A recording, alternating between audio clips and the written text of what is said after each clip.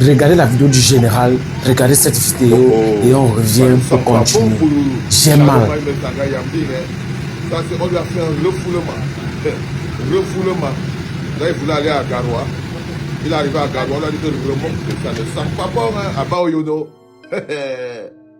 Là, ça ne sent pas bon pour Charlemagne Messanga Yamding. Hein, parce qu'en ce moment, le régime de Pomba est passé aux abois. C'est comme ça qu'on a fait pour arrêter à Baoyono. Et rappelez-vous qu'il y a ce week-end ici, Messanga Yamding a dit qu'il ne comprend pas. Il n'arrive pas à expliquer comment c'est qu'ils ont pu arrêter à Baoyono. Et je lui ai dit que tu ne connais pas la colère d'un Ekambeti qui a pété un câble. Il est capable d'arrêter même sa propre mère. Quand il entend que le pouvoir, l'argent est menacé, l'Ekambeti perd totalement le contrôle de ses sens et de ses nerfs. Il prend son propre frère comme son pire ennemi. C'est quelqu'un qui ne réfléchit pas. C'est quelqu'un qui ne réfléchit pas. Il n'est pas clair dans sa tête. C'est un bonhomme que quand la haine et la rage envahissent son cœur, il devient incontrôlable. Et même son propre frère devient sa proie. Sa première proie, dont il te parle n'importe comment. Et là, Messanga Yamding, ce week-end, dans la télé d'Jean-Pierre Mougoberinga, il a fait du sale. Il a fait du très sale. Il a dit que non, non seulement il a dit que non, déjà ils ont perdu, hein, qu'en ce moment précis, s'ils tentent d'arrêter Chiroma, ils vont avoir tous les problèmes du monde. Les femmes d'Ongo écoutaient ça en disant que, mais qu'est-ce que le type s'est en train de dire comme ça. Le gars dit que, mais non, Chiroma, il a gagné. Il a tapé pour lui aller retour, tant. Bon, maintenant, si le Conseil constitutionnel a dit quelque chose, patati, patata, donc il a dépecé la bête toute la journée, ce dimanche-là. Et là, ils l'ont pris en grippe, parce que c'est un gouvernement de rancuniers. Ils sont comme tous les voleurs, les bandits, ils ont ceci en particulier, c'est qu'ils ont la rancune dans le cœur.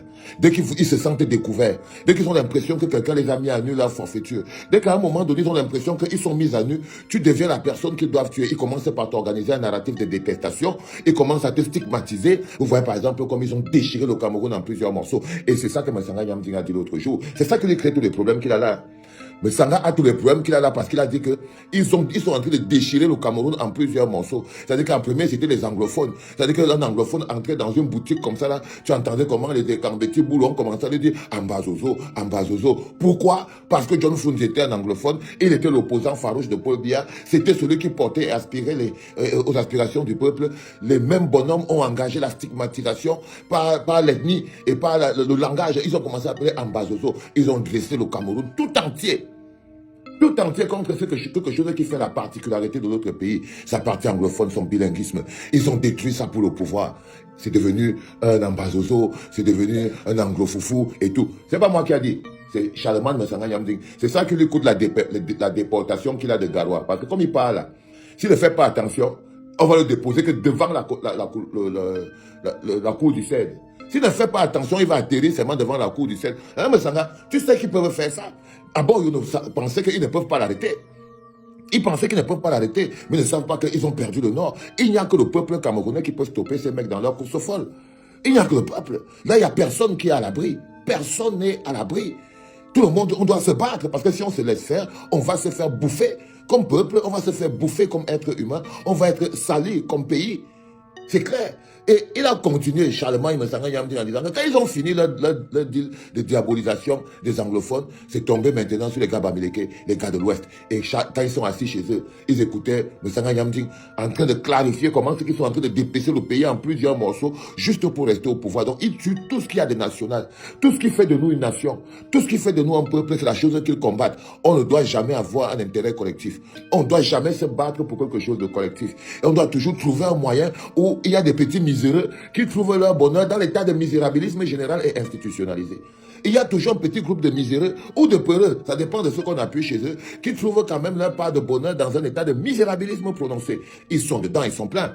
Ils sont là, vous les voyez sur Internet. Oh non, non, on veut la paix. Oh, quand les enfants vont venir ici, quand c'est monté, quand c'est descendu et tout. Je vous ai dit que non, on ne répond même plus à ça parce que ça ne sert à rien. Ces gens qui ont perdu, ils ont perdu totalement le Nord. Déjà, ils ne savent pas ce qu'on appelle un pays. Ils n'ont pas été éduqués comme des citoyens. Ils ne savent pas pourquoi on se bat. Pour eux, tout se résume à leur estomac. Ils sont méchants. On les met de côté. C'est du mauvais matériel pour construire un pays. Le gars a fini de stigmatiser les Bamileke. Il a fini de stigmatiser les Bamileke. Oh, les Bamileke veulent pas le pouvoir. Ils ont déjà le pouvoir économique. Ils ont ceci. Mais Sanga Yamding a encore dit ça. Ils sont venus. Ils ont encore déchiré le Cameroun dans un autre morceau. Oh, les Bamileke veulent le pouvoir de politique. Alors qu'ils ont déjà le pouvoir économique. Ils doivent partir se faire foutre. Voilà comment Paul Biya mobilise toujours les Camerounais contre leur propre bonheur. C'est-à-dire que quand c'était John Fundi, ils ont mobilisé les Camerounais pour lutter contre la personne pour qui ils ont voté. Après, quand c'était Maurice Kamto, ils ont mobilisé les Camerounais pour lutter contre la personne pour qui ils ont voté. Donc, ils réussissent toujours à diaboliser le pauvre Camerounais qui essaye de lutter. Vous voyez ce qui se passe avec les policiers en ce moment, avec leurs opérations séduction et manipulation. J'ai vu le costaud préfet du Mfundi marcher au milieu du marché et tout. Et j'ai vu les mamans en train d'applaudir. Il était là avec sa tenue coloniale de préfet de l'époque coloniale. Il traversait le marché du Mfundi dans leur opération séduction et tout, en pensant taire la colère du peuple. C'est pour ça que je pense qu'ils sont méprisants. Ils espèrent pouvoir taire la colère du peuple en partant acheter les arachides et les ananas dans le marché. C'est-à-dire que le préfet du Mfundi pense qu'il va taire les revendications fondamentales du peuple basées sur la construction de son propre avenir qui arrive devant en partant acheter les ananas, les arachides et les papayes au marché. Bon, et puis il y a plus les oies qui sont là. Ils se mettent à applaudir et tout, patati, patata. Comme je vous l'ai dit, il n'y a rien de plus dangereux pour la lutte des libertés que l'esclave qui est heureux dans sa condition d'esclave. Un esclave heureux est très dangereux pour les luttes de liberté. C'est lui qui vous dit, ah non, on peut ramper quand même. Hein, son maître lui a donné une petite maison dans un coin de la cour pour qu'il surveille bien les patates et les pastèques et tout. Il croit qu'il lui est arrivé quelque chose d'extraordinaire. Donc ils ont déchiré le tissu social à mot des Bamileke, on jette en brousse et tout. Ils ont dressé même les Bamileke contre Maurice Kamto, comme ils essaient de dresser les nordistes contre Issa Djirouma Bakary. C'est une politique de destruction de la société. C'est une politique de destruction de la société. Et juste derrière, maintenant, c'est que les Babana, maintenant, non, oh, les Babana, si vous entrez dans les commissariats partout à Douala maintenant, là, vous allez voir les nordistes, on les kidnappe partout dans les quartiers. Ils kidnappent les nordistes dans les quartiers pour éviter qu'ils se lèvent demain pour aller manifester. Donc, ils font des arrestations prévisionnelles. Ils font des arrestations prévisionnelles. Donc, on attrape les enfants dans les rues pour aller les enfermer dans les cellules pour qu'ils ne viennent pas manifester demain. Ils les appellent les Babana. Donc, c'est ça que Charlemagne Messanga Nyamding a sorti. Il a posé sur la table en disant, voilà pourquoi c'est que eux, au niveau du RDPC et du gouvernement, ils ont organisé à Paul Biya un coup d'état scientifique. Parce que la seule personne qui perd dans là, c'est Paul Biya. Et lui, le biaïste, Messanga Nyamding. Donc, il est dans l'avion. Il est en train de descendre maintenant à Yaoundé ou à Douala. Il sera pris. Hein, tu seras pris, Messanga, ne t'inquiète pas. Ils vont te prendre. Ils vont t'amener au CED. Ils vont te déshabiller. Ils vont t'enlever tes lunettes. Ils vont te dire que tu as été ingrat vis-à-vis de la bouche qui t'a nourri et ils vont vouloir te faire payer ton positionnement. Donc, après toi, à danser sans les habits, là-bas au CED.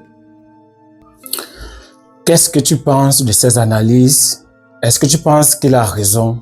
Ou alors, tu as vu aussi la vidéo, donne ton point de vue dans l'espace commentaire, dis-nous ce que tu penses, like, commente la vidéo, partage surtout, donne ton point de vue, c'est très important, c'est très grave ce qui se passe dans mon pays actuellement. Donnez votre point de vue, partagez la vidéo, je vous assure.